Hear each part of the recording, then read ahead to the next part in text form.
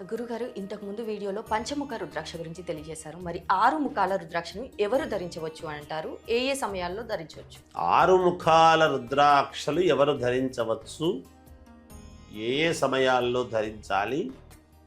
ధరిస్తే ఏం జరుగుతుంది అనేటువంటిది. 6 ముఖాల రుద్రాక్ష ధరించటము ఏమిటి? దాని యొక్క ప్రాధాన్యత అంటే భూపరమైనటువంటివి ఏవైనా ఇబ్బందులు ఉంటే, అంటే భూముల వలన తొందరగా అమ్ముడు పోవటానికి కానీ, లేదా నాకు ఇల్లు కావాలి అని అనుకునేటువంటి వాళ్ళు కానీ, లేదా కోర్టు పరమైనటువంటి కేసులు గట్రా ఇట్లాంటివేవో ఉంటాయి ఇబ్బందులు, నన్ను అనవసరముగా ఇరికించారు ఈ కేసులో అని బాధపడేటువంటి వాళ్ళు కానీ, ఇలాంటి వాళ్ళు ఈ భూమికి సంబంధించినటువంటి వ్యవహారాలు అన్నీ కూడా చక్కబెట్టుకోవటానికి షణ్ముఖం అనేటువంటి రుద్రాక్ష చాలా యోగదాయకముగా ఉంటుంది కాక.